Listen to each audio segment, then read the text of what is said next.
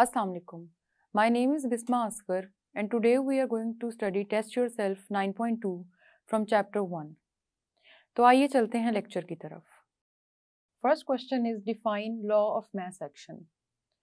Law of mass action को हमने जिस तरह समझा था कि उसमें rate of reaction और फिर rate किस चीज़ पे डिपेंड कर रहा होता है एक रिएक्शन के, उन चीज़ों को कैलकुलेट किया था और उन चीज़ों को फिर हमने सामने रख के अपनी फाइनल वैल्यू केसी की निकाली थी.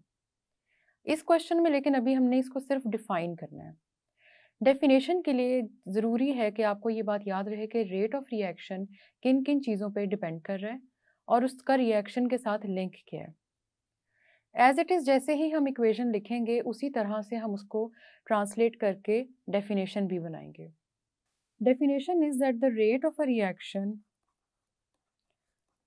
is directly proportional to product of active masses of reacting substances. Rate of reaction is directly proportional to product of active masses of reacting substances. Reacting. ये हमारे पास बेसिक डेफिनेशन है जिसमें एक्टिव मैसेज का होना बहुत इंपॉर्टेंट है क्योंकि उसी पे हमारा रेट ऑफ रिएक्शन डिपेंड कर रहा है. हमने रेट ऑफ फॉरवर्ड रिएक्शन और रिवर्स रिएक्शन तो अलग-अलग निकाला था, लेकिन रेट ऑफ रिएक्शन के लिए सिर्फ बेसिक सी केसी की वैल्यू पता होनी ज़रूरी है और उसके लिए सबसे पहले हमने ये देख लिया कि ये एक्टिव मैसेज पे डिपेंड करता है. सेकेंड इंपॉर्टेंट थिंग इज़ कि ये जो एक्टिव मैसेज के साथ इसका रिलेशन है रेट ऑफ रिएक्शन का, ये डायरेक्टली प्रोपोर्शनल है. तो जब आप डेफिनेशन लिख रहे होंगे you have to write that the rate of reaction is directly proportional to the active masses of the substances reacting. इस तरह से हमने एंड पे जो केसी की वैल्यू कैलकुलेट की थी, जो हम यहाँ पे भी लिखेंगे, उसमें हमने न्यूमरेटर में प्रोडक्ट्स लिख दिए थे, उनकी कॉन्सेंट्रेशन जो हमने कहा था कि स्क्वायर ब्रैकेट्स में लिखी जाएगी, और डिनोमिनेटर में हमने रिएक्टेंट्स लिखे हैं और उनकी कॉन्सेंट्रेशन जो कि स्क्वायर ब्रैकेट्स में लिखी जाएगी. Simply this is your law of mass action. Law of mass action के लिए सिर्फ यही याद रखना ज़रूरी है कि first thing that we are calculating the rate of a reaction in it. Secondly, rate of reaction किस चीज़ पे डिपेंड कर रहा है. Rate of reaction is depending on the active masses involved, या आप ये भी कह सकते हैं ऑन द कॉन्सेंट्रेशंस इन्वॉल्व्ड. और कॉन्सेंट्रेशंस जो हमने बात की, अगली बात ये है कि ये जो कॉन्सेंट्रेशंस इन्वॉल्व्ड हैं ये हैं मोलर कॉन्सेंट्रेशंस. ठीक है, and we represent it as mole dm minus cube. Mole dm cube का मतलब है कि हम इसके वॉल्यूम को और नंबर ऑफ मोल्स को, इन सब को कंसिडर कर रहे हैं कि कितना सब्सटेंस का पोर्शन है जो रिएक्शन में चल रहा है. उसमें रिएक्टेंट्स भी इन्वॉल्व होंगे और उसमें प्रोडक्ट्स भी इन्वॉल्व होंगे. चलते हैं सेकेंड क्वेश्चन की तरफ. सेकेंड क्वेश्चन है हमारा how the active mass is represented. Active mass को रिप्रेजेंट करने के लिए हमने बात की कि एक्टिव मैस सबसे पहले होता क्या है. एक्टिव मैस हमारे पास उस रिएक्शन में कॉन्सेंट्रेशंस को कहते हैं. कॉन्सेंट्रेशन हर सब्सटेंस की कंसिडर होगी जो भी उस रिएक्शन में इन्वॉल्व है, चाहे वो रिएक्टेंट्स हों या वो प्रोडक्ट्स हों. कॉन्सेंट्रेशन को हमने एक्सप्रेस करना है मोलर डीएम क्यूब में. ये मोलर कॉन्सेंट्रेशंस होती हैं जिनको हम वॉल्यूम के साथ एक्सप्रेस करते हैं. इस तरह से हमारा जो भी रिएक्टेंट और प्रोडक्ट है उसका फेज जो भी है, वो सॉलिड है, लिक्विड है, गैस है, उस सारे को भी हम इसी में कंसिडर करते हैं और फिर फाइनली हम उस एक्टिव मैस को रिप्रेजेंट करते हैं. जब आपने केसी की वैल्यू निकालनी है तो उसमें जब आपने यही एक्टिव मैसेज लिखने हैं तो वो आपके स्क्वायर ब्रैकेट्स में होंगे. स्क्वायर ब्रैकेट्स डालनी बहुत ज़रूरी है. स्क्वायर ब्रैकेट के बगैर इसका मतलब है कि सिर्फ आप रिएक्टेंट या प्रोडक्ट की सेपरेटली बात कर रहे हैं. If you put a square bracket in your Kc value reaction, या आप अपनी फाइनल वैल्यू में ही अगर Kc की वैल्यू के साथ स्क्वायर ब्रैकेट्स डालते हैं तो उससे ये बात साबित होती है कि आप कॉन्सेंट्रेशन की बात कर रहे हैं. इस कॉन्सेंट्रेशन को लिखने के लिए सबसे पहले हम उसी जनरल रिएक्शन को लिख लेते हैं जिसकी हमने पहले बात की थी. A and B are reacting to form C plus D. अब हमने A की भी कॉन्सेंट्रेशन लेनी है, B की भी, C की भी और D की भी. मोलर कॉन्सेंट्रेशन को जब हमने कंसिडर करना है तो हमने स्क्वायर ब्रैकेट्स लगा देनी है. इसको लिखने का तरीका ये होगा कि इसी ए के साथ आप स्क्वायर ब्रैकेट लगा देंगे एंड यू विल नो कि आप कॉन्सेंट्रेशन की बात कर रहे हैं. बी के साथ भी आपने यही करना है, स्क्वायर ब्रैकेट लगा देनी है. Then C will come into a square bracket and so will D. ठीक है। इससे एक और इम्पॉर्टेंट बात जो याद रखनी है और लिखनी भी है कि हम ये सारी की सारी मोलर कॉन्सेंट्रेशंस ले रहे हैं, जिसको हम मोल पर डीएम क्यूब में रिप्रेजेंट करेंगे। तो ये हो गया हमारा सेकंड क्वेश्चन। थर्ड क्वेश्चन है, what do you mean by equilibrium constant. सबसे पहले तो हम देखते हैं कि इक्विलिब्रियम कांस्टेंट है क्या चीज़। इक्विलिब्रियम कांस्टेंट बेसिकली किसी भी रिएक्शन का उसमें मौजूद प्रोडक्ट्स और रिएक्टेंट्स के बारे में बता रहा होता है कि इक्विलिब्रियम पे उस रिएक्शन में कितने प्रोडक्ट्स और कितने रिएक्टेंट्स मौजूद थे। क्योंकि हम इक्विलिब्रियम कांस्टेंट की जब वैल्यू निकालते हैं तो हम मोलर कॉन्सेंट्रेशन को कंसिडर कर रहे होते हैं। मोलर कॉन्सेंट्रेशन का मतलब है कि how much amount of that substance is reacting in the reaction. जब हम मोलर कॉन्सेंट्रेशन को कंसिडर करेंगे और उसके बाद हम इक्विलिब्रियम कांस्टेंट की वैल्यू कैलकुलेट करेंगे तो उसको हम लिखते कुछ इस तरह से हैं कि C is equals to products with a square bracket, you will show कि this is the molar concentration, और फिर हम न्यूमरेटर के बाद डिनोमिनेटर में रिएक्टेंट्स लिखेंगे with a square bracket again. So equilibrium constant basically यही है जिसमें हमने मोलर कॉन्सेंट्रेशंस को रिप्रेजेंट करना है और फिर उसकी वैल्यू कैलकुलेट करनी है। इक्विलिब्रियम कांस्टेंट दो तरह से बहुत इंपॉर्टेंट है। एक तो ये आपको बताता है कि आपके रिएक्शन की डायरेक्शन क्या है। सबसे पहले कि रिएक्शन की डायरेक्शन क्या है।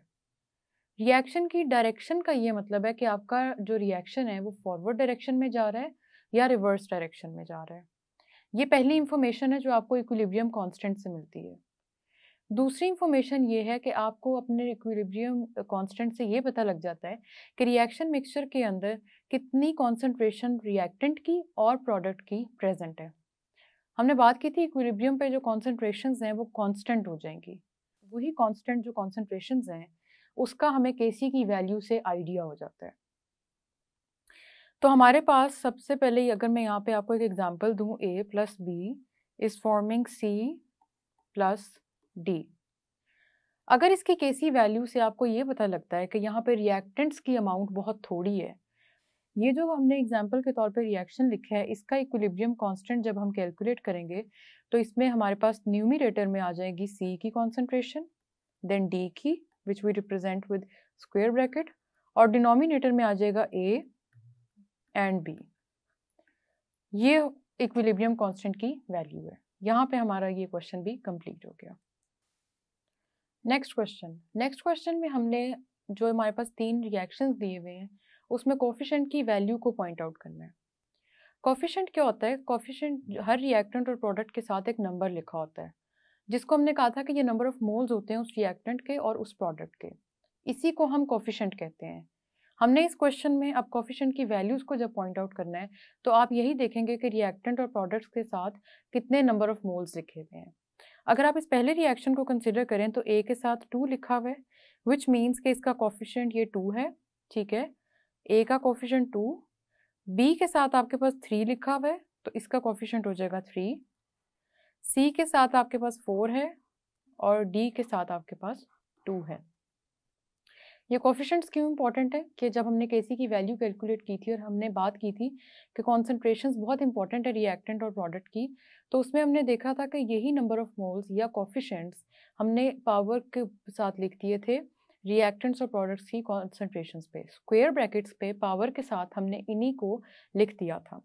जैसे इसी पहले रिएक्शन को कंसिडर करें तो इसकी अगर हम केसी की वैल्यू कैलकुलेट करेंगे तो हमारे पास प्रोडक्ट्स में C है, उसकी molar concentration raise to the power 4, फिर हमारे पास D है, उसकी molar concentration raise to the power 2। दूसरी तरफ रिएक्टेंट्स की बात करेंगे तो पहले हमारे पास A है, उसकी मोलर कॉन्सेंट्रेशन A हमने स्क्वायर ब्रैकेट्स में ले ली और number of moles 2 raise to the power 2, और इसी तरह दूसरा रिएक्टेंट B है, उसकी भी हमने रेज टू द पावर 3 कर दी। इस तरह से कोफिशिएंट इंपॉर्टेंट होता है कि नंबर ऑफ मोल्स और कोफिशिएंट एक ही बात है। दूसरे रिएक्शन में हमारे पास जो कोफिशिएंट्स हैं वो X के साथ 4 लिखा हुआ है, this is our coefficient over here reactant side पे। प्रोडक्ट में Y के साथ 2 लिखा है, यही आपका कोफिशिएंट है इधर, और प्रोडक्ट में ये जो Z लिखा हुआ है इसके साथ 3 है, यही आपका कोफिशिएंट है। सो बेसिकली कोफिशिएंट मीन्स के नंबर ऑफ मोल्स कितने लिखे हुए हैं। आखिरी में भी आप देख लें कि 2 के साथ M के साथ 2 लिखा हुआ है, N के साथ 4 लिखा हुआ है, एंड सो O के साथ 5 लिखा हुआ है। These number of moles are your coefficients of these chemical reactions. चलते हैं नेक्स्ट क्वेश्चन की तरफ। नेक्स्ट क्वेश्चन में हमने इक्विलिब्रियम कांस्टेंट की वैल्यूज निकालनी है हर रिएक्शन के लिए। सबसे पहले जो हमें रिएक्शन दिया हुआ है उसको आप देख सकते हैं कि रिएक्टेंट साइड पे नाइट्रोजन डाइऑक्साइड लिखा हुआ है और उसके साथ नंबर ऑफ मोल्स लिखे हुए हैं 2, और प्रोडक्ट साइड पे हमारे पास ये जो N2O4 है इसके साथ नंबर ऑफ मोल कुछ भी नहीं लिखा, विच मीन्स इसके नंबर ऑफ मोल्स 1 है। इसकी जब केसी की वैल्यू निकालेंगे तो सबसे पहले हम प्रोडक्ट को लिखेंगे हम न्यूमिनेटर में और हमने रिएक्टेंट को लिखना है डिनोमिनेटर में। जब प्रोडक्ट को हम न्यूमिनेटर में लिखेंगे तो यहाँ आ जाएगा N2O4, यही N2O4 लेकिन आपने स्क्वायर ब्रैकेट्स में लिखना है क्योंकि हम उसकी कॉन्सेंट्रेशन की बात भी कर रहे हैं इधर, मोलर कॉन्सेंट्रेशन। यहाँ इसके साथ 1 था तो ऊपर स्क्वायर ब्रैकेट के कोई नंबर नहीं आएगा क्योंकि जब भी आप किसी की पावर 1 लगाते हैं तो आंसर आपके पास वही आता है जो वैल्यू ऑलरेडी गिवन है। तो N2O4 की ब्रैकेट पे 1 लगाने के बावजूद कोई चेंज नहीं आएगा। डिनोमिनेटर की तरफ हम जाएंगे तो हम नाइट्रोजन डाइऑक्साइड NO2 लिखेंगे और इसको भी स्क्वायर ब्रैकेट्स में रखेंगे to represent that we are talking about the concentrations here. लेकिन आप देख सकते हैं कि इसके नंबर ऑफ मोल्स 2 हैं, तो विच मीन्स कि इसका NO2 की पावर 2 हो जाएगी। So this is your final KC value for your first part. अब करते हैं सेकेंड पार्ट। सेकेंड पार्ट में आप देख सकते हैं कि हमारे पास एक रिएक्शन गिवन है जिसमें PCl3 फॉस्फोरस क्लोराइड क्लोरीन के साथ रिएक्ट कर रहा है और फॉस्फोरस पेंटा क्लोराइड बना रहा है PCl5। हमारे पास रिएक्टेंट्स 2 हैं, PCl3 और Cl2, और प्रोडक्ट हमारे पास एक ही है। इसका मतलब है कि न्यूमिनेटर में हमारे पास एक ही प्रोडक्ट होगा तो एक ही चीज़ की कॉन्सेंट्रेशन लिखी जाएगी। केसी की वैल्यू कैलकुलेट करते हैं। हम न्यूमिनेटर में लिखेंगे PCl5 इन स्क्वायर ब्रैकेट्स, कुछ भी पावर में नहीं जाएगा क्योंकि इसके साथ कोई भी नंबर नहीं लिखा हुआ। डिनोमिनेटर में हमारे पास 2 चीज़ें हैं, सबसे पहले है PCl3 स्क्वायर ब्रैकेट्स में और दूसरी चीज़ है क्लोरीन Cl2, वो भी स्क्वायर ब्रैकेट्स में। किसी की भी यहाँ पे कोई भी नंबर ऑफ मोल्स नहीं लिखे, जिसका मतलब है कि इन सब के नंबर ऑफ मोल 1 है। 1 PCl3 का नंबर ऑफ मोल है, 1 ही क्लोरीन का और 1 ही PCl5 का, जिससे हमें ये बात कंफर्म हो जाती है कि हमारे पास क्योंकि नंबर ऑफ मोल या इनके कोफिशिएंट्स 1 है तो हमें उसको पावर में लिखने की ज़रूरत नहीं है। यही हमारे पास केसी की फाइनल वैल्यू आ जाएगी। अब सॉल्व करते हैं लास्ट पार्ट। लास्ट पार्ट में हमें वो रिएक्शन गिवन है जिसकी हमने पहले भी बात की कि कॉन्टैक्ट प्रोसेस के थ्रू सल्फर ट्राइऑक्साइड की फॉर्मेशन होती है। इस रिएक्शन में सल्फर डाइऑक्साइड आपका एक रिएक्टेंट होता है, ऑक्सीजन आपका दूसरा रिएक्टेंट है और एज अ रिजल्ट SO3 मतलब सल्फर ट्राइऑक्साइड फॉर्म होता है। सबसे पहले देख लेते हैं कि इन तीनों के नंबर ऑफ मोल्स कितने हैं। SO2 के आप देखेंगे तो 2 हैं, ऑक्सीजन का 1 है और SO3 के भी 2 हैं।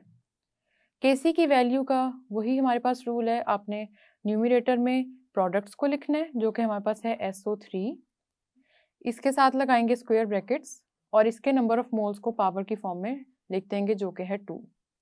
इसी तरह डिनोमिनेटर में हम लिखेंगे SO2 और इसकी पावर की वैल्यू लगाएंगे 2 और साथ ही हम लिख देंगे ऑक्सीजन, उसकी पावर की वैल्यू में कुछ भी नहीं आएगा क्योंकि इसकी नंबर ऑफ मोल्स 1 है। इस तरह से आज हमने मजीद प्रैक्टिस कर ली और हमने देख लिया कि आप नंबर ऑफ मोल्स को 2 फॉर्म में रिप्रेजेंट कर सकते हैं, एक होता है कोफिशिएंट, एक होता है नंबर ऑफ मोल्स, वही बात उसको कहना, और दूसरा आज हमने कुछ और एग्जांपल्स को भी टेस्ट योरसेल्फ 9.2 के ज़रिए डिस्कस कर लिया, जिससे हमें बिल्कुल क्लियर कट आइडिया हो गया कि किस तरह से केसी की वैल्यू हमने निकालनी है और फिर उसके लिए चाहे हमारे पास कोई भी रिएक्शन गिवन हो हमने उसी तरह से उसकी वैल्यू निकालनी है। केसी की वैल्यू कैलकुलेट करने के लिए या उसका एक्सप्रेशन डिराइव करने के लिए ये बात याद रखनी है कि आपके केमिकल रिएक्शन के जो राइट साइड पे चीज़ें लिखी हैं, जो सब्सटेंसेस लिखे हुए हैं वो आपके प्रोडक्ट्स हैं, उन्होंने न्यूमिनेटर में जाना है, और जो आपके लेफ्ट साइड पे लिखे हुए हैं वो आपके रिएक्टेंट्स हैं, वो आपके डिनोमिनेटर में जाएंगे।